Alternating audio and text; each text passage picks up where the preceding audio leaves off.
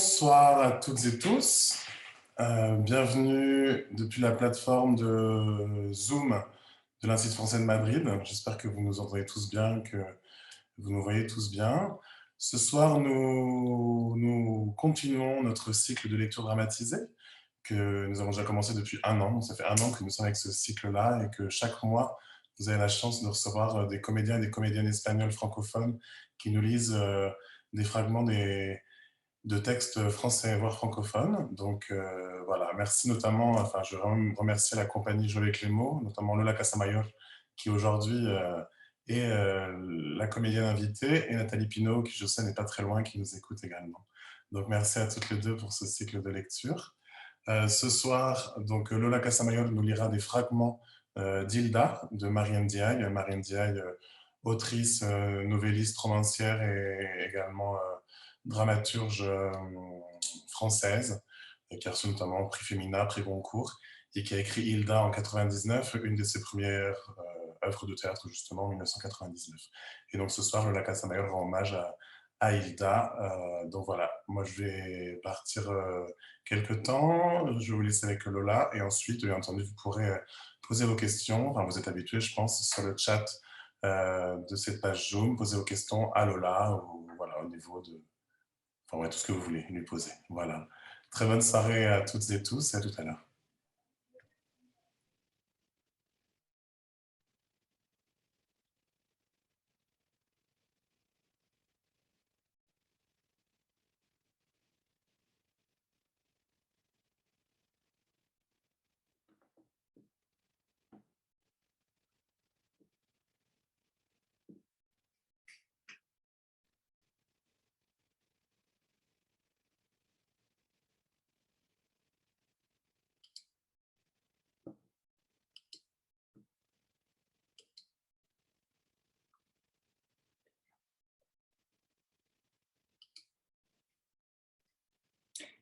Que voulez-vous? Ah, oui, oui. Je me suis laissé dire que vous avez une femme qui ferait mon affaire. J'espère que votre femme est disponible. J'espère qu'elle est courageuse et dure à la tâche. Et propre. Propre surtout. Mais on m'a dit que votre femme est propre, éveillante, et qu'elle s'appelle Hilda. Est-il exact qu'elle s'appelle Hilda? Comment cela est-il possible, Hilda? Celle que nous avions jusqu'à présent s'appelait Monique. Et nous avons eu Françoise, Consuelo, Brigitte, Yvette. Jamais aucune de nos femmes ne s'est prénommée Hilda. Jamais. Voilà pourquoi je vous ai appelé avant tout autre, car vous savez que ma liste est longue de toutes les familles auxquelles je peux offrir cet emploi ici, dans notre petite ville. Aucune femme n'a jamais refusé de travailler pour nous. Cela ne se produira pas. Nous sommes de gens cultivés, messieurs Meyer, et profondément sensibles à la détresse humaine. Bon, c'est une façon de parler. Être dans la gêne ou être dans la détresse n'est qu'une question de graduation sur l'échelle des difficultés, n'est-il pas vrai? Je vais porter secours à Hilda. On dit d'Hilda qu'elle est bien éduquée, polie, parfaitement convenable. Je vais l'aider. Je lui offre cette place chez moi. Mais qu'est-ce qu'il faudra voir, monsieur Meyer? Dites-moi, Franck, ce qu'il vous faudra voir pour vous décider. Oh, mais les enfants ne sauraient être un obstacle pour me céder Hilda, Franck. La crèche peut les accueillir, je me suis renseignée. Il n'y a aucun problème. Hilda, en venant chez moi le matin, les dépose dans cet endroit, très agréable, fort bien conçu, et les récupère le soir en me quittant. Dites-lui que vos enfants seront mieux à la crèche qu'à la maison toute la journée. Qu'Hilda sache bien qu'elle compte déjà beaucoup pour moi et que je la veux absolument. On dit qu'Hilda est assez belle, Franck. Et comment sont ses yeux, ses cheveux, sa silhouette?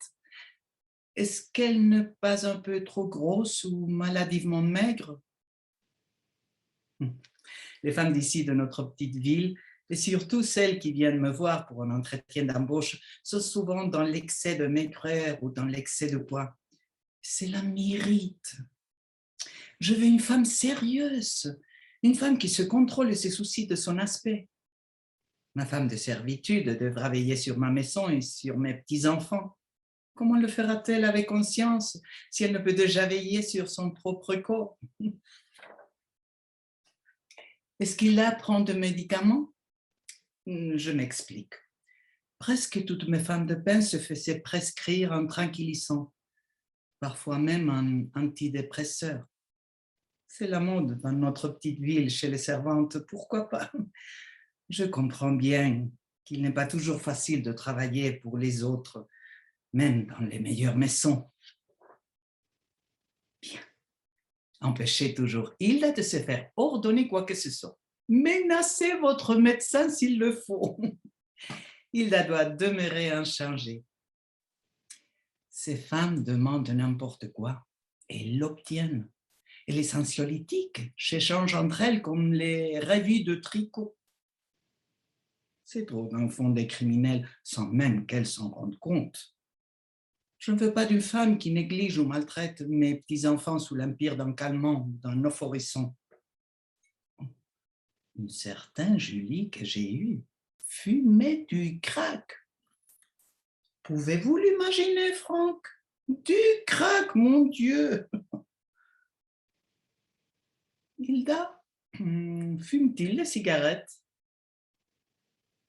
Je le savais. On m'avait dit qu'Hilda, jeune fille, avait fumé puis arrêté avant même d'avoir ses enfants. Qu'Hilda se rende compte que peut-être personne ne s'est jamais intéressé à elle comme je l'ai fait. Je veux maintenant une femme qui ne partira pas, une servante définitive. Hilda, utilise-t-elle un contraceptif?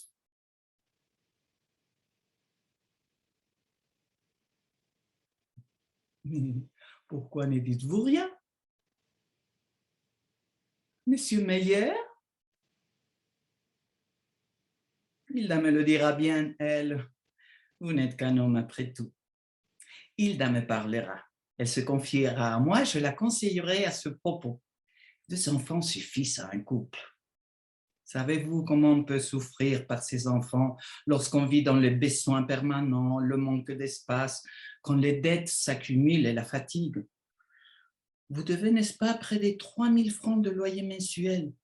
C'est énorme. Vous en gagnez 7 000 à la Syrie. Les enfants dévorent votre énergie et la santé de votre jeunesse, Franck.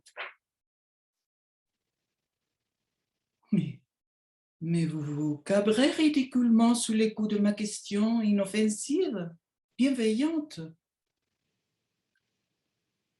Je vous préviens, il ne faut plus jamais affecter de me répondre par le silence. Traitez-moi avec compassion et gentillesse. Voyez en moi une amie avant tout. Je vois donc Hilda demain 9 h. Mais que voulez-vous lui demander, Franck? Elle saura donc que je vais la prendre le plus tôt possible. Et le plus tôt, n'est-ce pas, c'est demain. Je ne prendrai Hilda que si elle vient demain. J'ai d'autres noms sur ma liste, tant de femmes ont besoin de travailler. Et que peut faire Hilda? Avant de vous épouser, elle a été serveuse pendant quelques mois à mi-temps. Que peut-elle faire de mieux que de travailler dans une maison plaisante, claire, aux ordres d'une patronne toute prête à l'aimer et qui lui parlera sans brutalité? Hilda fera un peu de ménage et s'occupera de mes 3 petits-enfants. Mon Dieu, mais que pouvez-vous bien demander à Hilda dans votre situation? Oh, mais oui, s'organiser, vous me l'avez déjà dit. Vous aimez vous répéter, alors je vous répète, moi, que la crèche municipale de demain prendra en charge vos petits et que vous n'aurez à penser à rien qu'à les y conduire le matin et à les reprendre le soir. Menez-vous une action politique, Franck? Et Hilda, a-t-elle des convictions? Je tâcherai de former Hilda à la chose politique. Monsieur le Marchand et moi-même adhérons maintenant au Parti radical. Il est important qu'Hilda soit instruite politiquement. De nos jours, les servantes doivent embrasser l'action politique, car il n'est plus question pour elles de se laisser exploiter. Je suis une ancienne révolutionnaire, Franck. Oui, voilà pourquoi je vais éveiller la conscience politique d'Hilda. Elle aura la chance de servir chez des gens de gauche. Nous avons des domestiques, comme tout le monde, mais nous n'oublions jamais de les élever par la parole jusqu'à nous. Je n'oublierai pas qu'Hilda est ma servante par accident et non par nature. Seules les circonstances ont fait d'Hilda celle qui m'obéira plutôt que de me commenter.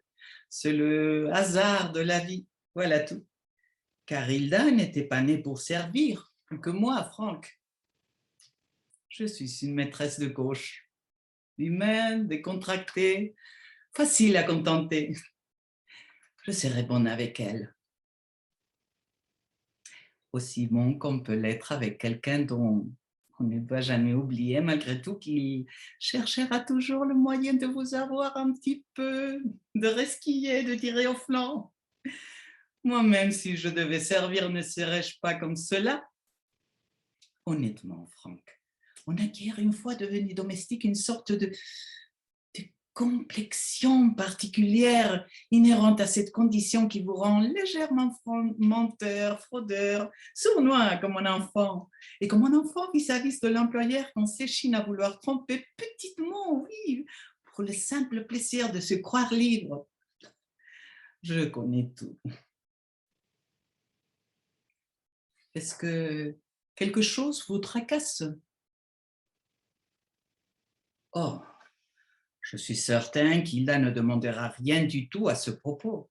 Je pense que vous me racontez des histoires, Franck, en prétendant que c'est Hilda qui voudra savoir combien elle sera payée.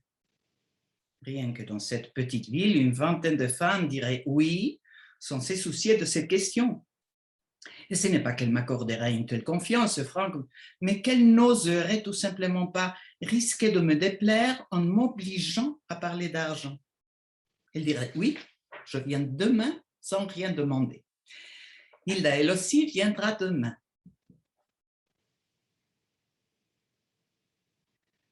Ou jamais.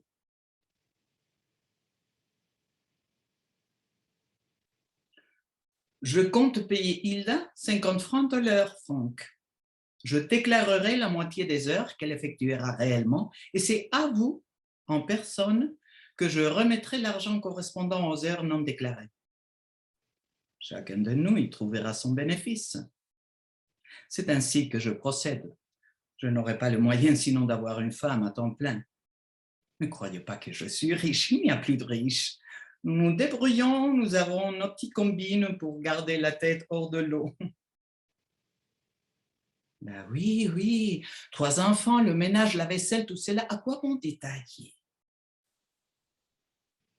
Hilda ne trouvera pas mieux dans notre petite ville. Qu'alliez-vous vous figurer, Hilda et vous? Que je paierai mal? Que vous auriez la possibilité de refuser? Les dames de notre petite ville donnent habituellement 45 francs de l'heure. C'est bien, mais je vais Hilda. Voilà ma faiblesse. Ce sera donc 50 francs. Mais j'aurai Hilda absolument, Franck. Hilda me sera acquise absolument à ce tarif-là. Comprenez-le bien tous les deux. Mes femmes ne se plaignent jamais, Franck. De quoi se plaindrait-elle et auprès de qui? Je suis douce. J'aime mes femmes de peine. Leur visage est à la hauteur de mon visage et mes paroles sont bienveillantes. C'est pourquoi je veux que leur visage soit beau, comme un reflet du mien. On ne m'a pas trompé, Franck, en m'assurant de la beauté d'Hilda. Qu'elle entende encore ceci. Hilda me devra une grande soumission. Hilda ne doit redouter ni les heures supplémentaires payées, ni les petites estrades du dimanche lorsque 1 ou 2 fois par mois nous recevons un déjeuner le dimanche. Le dimanche est au tarif de la semaine, comme c'est un salaire généreux que je lui verserai.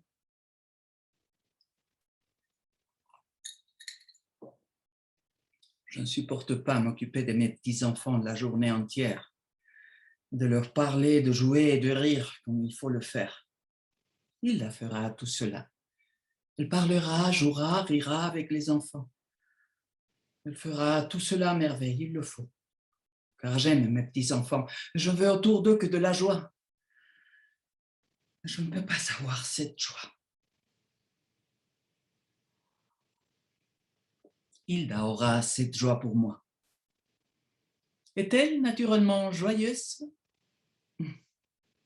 Si Hilda est capable de jouer avec ses enfants, elle sera capable avec le mien de la même chose. Je ferai confiance à Hilda. Elle me remplacera très bien de ces côtés-là. Quant à moi, j'aurai la conscience tranquille. De quels enfants parlez-vous, Franck? Oh, mais soyez tranquille, Franck. Les enfants se font à tout.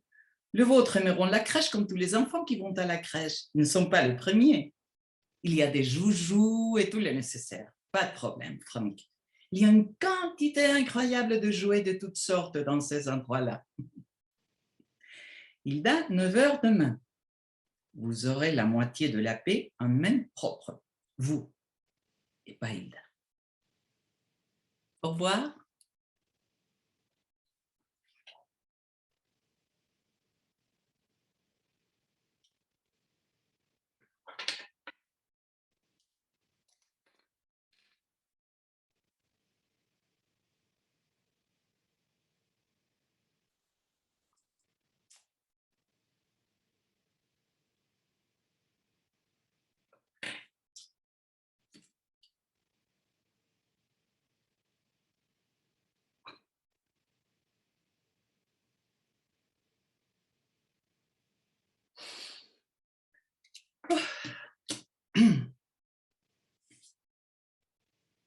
Bonjour, Franck. Je vous apporte l'argent qu'on convenu. Cela m'ennuierait de vous remettre l'argent comme ça, grossièrement, sur le seuil. Regardez, j'ai l'argent. 2000 francs. Puis-je entrer? Hilda, à la maison, bien sûr. Voulez-vous que soit Hilda à 3 heures de l'après-midi, sinon sur le lieu de son travail? Elle m'a prévenu que vous seriez chez vous cet après-midi. Aussi, j'en profite pour vous apporter votre dû. 2000 francs, la moitié du salaire d'Hilda pour ces mois-ci. Voilà, Franck. Prenez.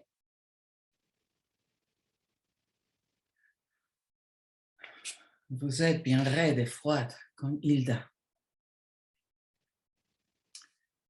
Je ne suis pas aussi contente d'Hilda que je l'espérais. Elle me déçoit passablement. Hilda exécute convenablement son travail, oui. Je ne peux rien lui reprocher de ce point de vue-là.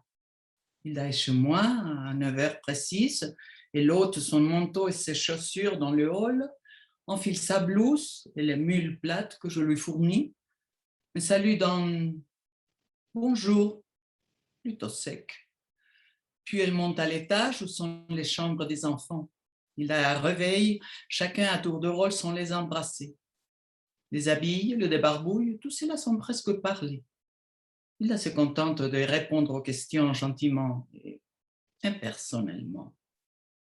Il a souri, oui, mais d'un sourire machinal, où n'entre ni chaleur ni tendresse, et des lèvres seulement, car son regard reste lointain. Il fait descendre tout ce petit monde, tandis que je le suis, à quelques mètres, en robe de chambre encore, pour observer Hilda. Il assoit les enfants dans la cuisine, prépare le petit déjeuner, les dos tournés, concentrés sur ses casseroles. Hilda craint que le lait ne déborde. Et c'est le lait qu'elle regarde, pas les enfants. Jamais. Les chamailleries, là, les indifférentes, les bêtises, les cris. Rien ne touche Hilda chez moi. Elle essuie le chocolat renversé, ramasse la tartine. Puis, moi derrière, suivant toujours sans me faire remarquer, il emmène les enfants au salon, dans les grands salons du matin, les installe devant leur tube et leur Lego, et après une petite tape sur la tête, toujours la même, une petite tape formelle et dénouée d'intérêt, les quitte pour s'occuper du ménage. Hilda monte faire les lits. Je suis là, derrière elle, regardant. Mais Hilda feint de ne pas me voir. Ou peut-être ne songe-t-elle même pas à me montrer qu'elle sait que je suis là.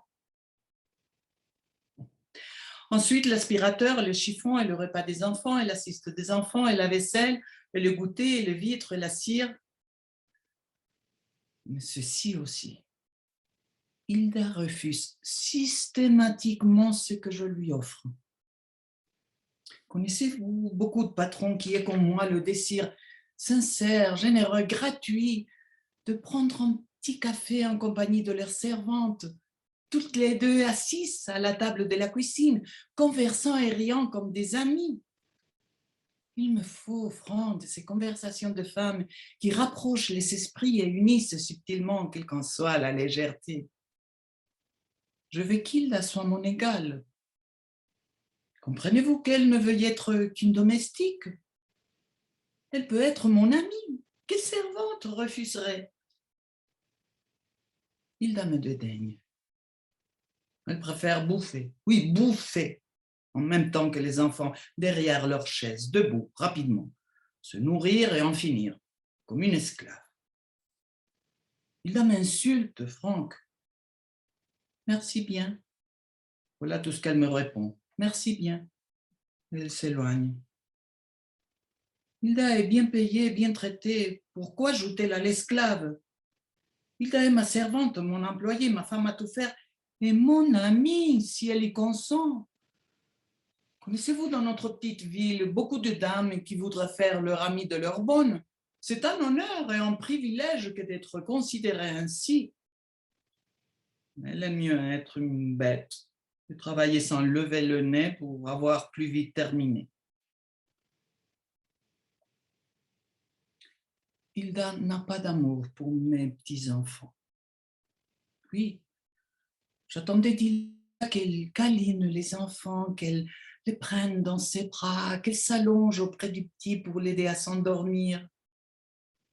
J'attendais d'Hilda qu'elle ne recule pas pour me tendre une main glacée lorsque le matin, je vais l'accueillir par une bise sur chaque joue. Pourquoi Hilda éprouverait-elle une si grande répugnance de notre peau et de notre chair, Franck? Pour qui Hilda se prend-elle enfin? J'aime Hilda, mais elle n'est après tout qu'une domestique. Hilda n'a ni instruction ni éducation. Comment Hilda peut-elle me regarder de haut? Fatiguée. Dans ce métier, Franck, il est impossible d'interrompre brutalement ce qu'on est en train de faire parce que l'heure sonne.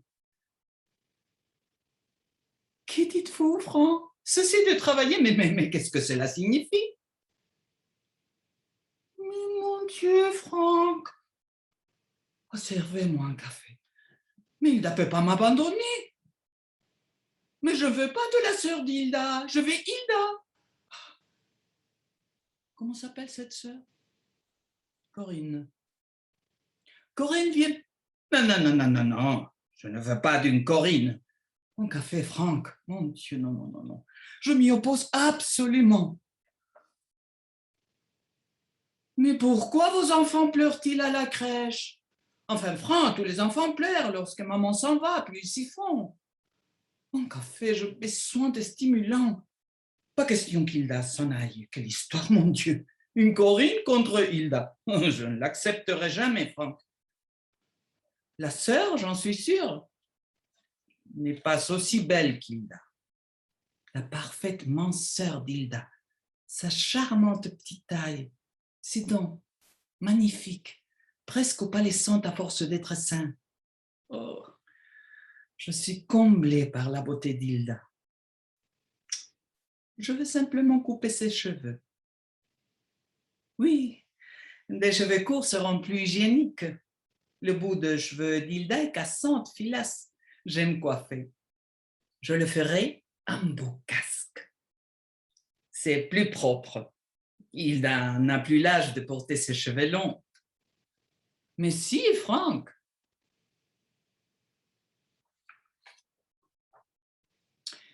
Combien vous rapporte Hilda mensuellement, Franck?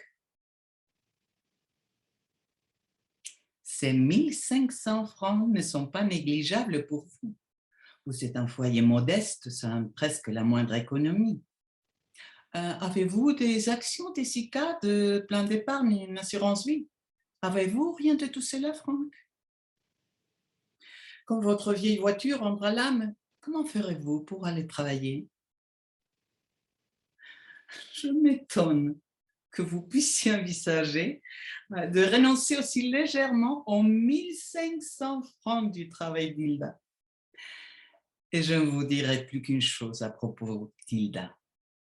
Je la garde. C'est la mienne, ma femme de service.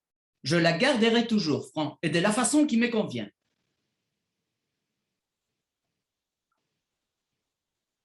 À présent, faisons la paix. S'il vous plaît, un petit café. Bon, un café, je vous céderai à un prix intéressant ma voiture lorsque la vôtre refusera d'avancer. Il est comme neuf, s'ennuie au garage. Une Toyota. Je vous la vendrai, Franck, à un prix défiant toute concurrence. Et je me charge d'habiller Hilda des robes mêmes que je portais il y a quelques années et qui sont encore très propres. Les pantalons imprimés, les pulls bon marché d'Hilda me font horreur, Franck. C'est la seule laideur, hein, l'unique vulgarité que je lui vois. Ces motifs d'encre marine et ces faux boutons dorés. C'est pour imitation de ce qu'Hilda et vous-même devez vous représenter comme le goût bourgeois. Ah, je vais changer tout cela. Soyez bon pour moi, Franck, car je le suis envers vous deux. En café. Ne m'offensez pas, je suis votre égale et votre sœur. Je comprends que ma présence vous pèse, Franck, mais je vous ai dit qu'il ne fallait pas m'humilier. Je veux que vous m'apportiez un café immédiatement. Je viens vous apporter de l'argent, vous devez m'accueillir correctement. En offrant un café à son hôte, on se lui sert avec prévenance et on se soucie de lui demander s'il en veut davantage. Ne m'offensez plus, Franck, ou je me vengerai de vous. Non. Faisons la paix. Tenez, je vous embrasse.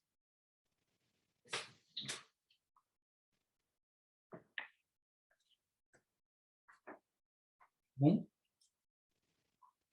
je me contenterai du café, je l'attends.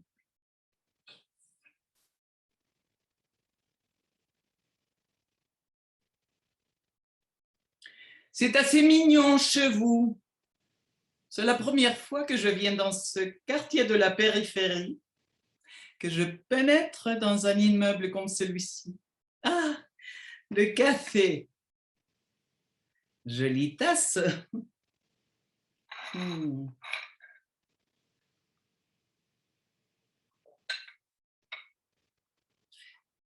Je vous en prie, Franck. Embrassez-moi. Ne m'offensez pas. Vous pouvez m'embrasser, je vous le demande. Figurez-vous que je suis Hilda.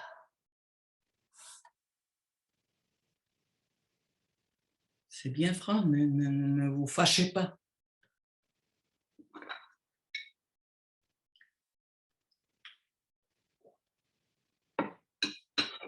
Votre café est délicieux.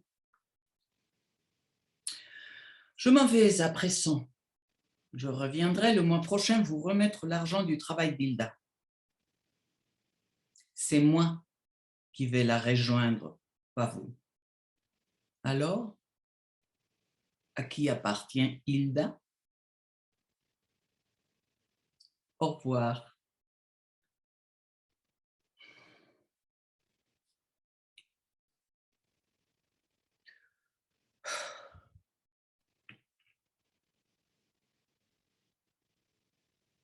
Du sang? Mais pourquoi du sang? Oh, le sang coule sous les bandages et c'est votre main droite, quelle malchance! Regardez, Franck, le sang coule sur votre pantalon, dégouline par terre. Vous m'excuserez de ne pas vous faire entrer. Hilda vient de faire le sol. Mais que s'est-il passé, mon pauvre vieux? Oh, vous voilà tout grimaçant tant vous souffrez, pauvre de vous. Non, non, non, non. Rentrez plutôt vous reposer chez vous. Mais non, Hilda fait goûter les enfants au jardin. Je peux vous appeler un taxi.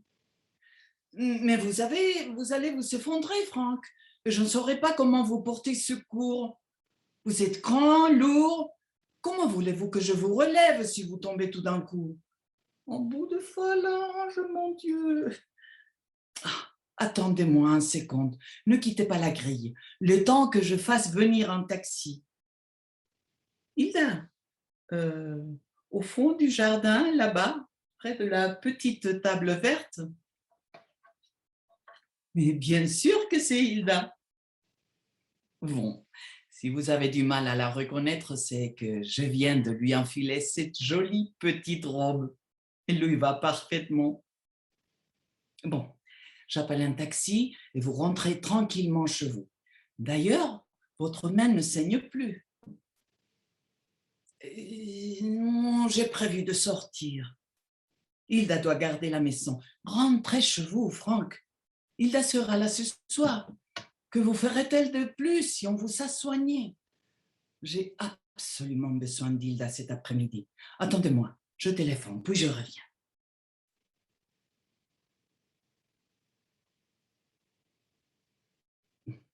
Le taxi sera là dans 5 minutes, Franck.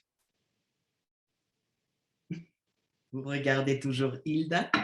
Que fait-elle? Ah, elle débarrasse la petite table verte. Très bien. N'ayez pas peur, Franck. Hilda. Mais regardez, a-t-elle l'air d'avoir peur? Je suis extrêmement gentille, Franck. Vous la comprenez de travers, car vous n'êtes qu'un homme. Tout à l'heure, j'ai mis Hilda entièrement nue pour lui donner une douche avant de lui passer ma petite robe. Je connais parfaitement Hilda. J'ai remarqué depuis le début qu'Hilda n'est pas toujours très propre, Franck. Je ne sais pas si vous savez ce qu'il faut chez vous, ce n'est pas grave. Hilda peut se laver chez moi. Il n'y a aucun problème à cela. J'ai donné l'ordre à Hilda de passer à la douche, car je veux que la femme qui s'occupe de mes petits-enfants soit aussi propre que je le suis. N'est-ce pas là une forme accomplie de démocratie, Franck? Hilda me trouve gentille. Comment aurait-elle peur de moi? Tenez, Franck, prenez cet argent. Vous êtes blessé et anxieux. L'argent vous aidera. Prenez-le. Ce n'est qu'une avance. Qu'est-ce que cela change? Ah, voilà le taxi. Prenez l'argent. Franck, et rentrez maintenant. Vite. Au revoir, Franck. Rentrez chez vous.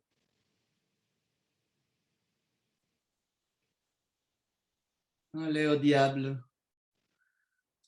Vous et votre main.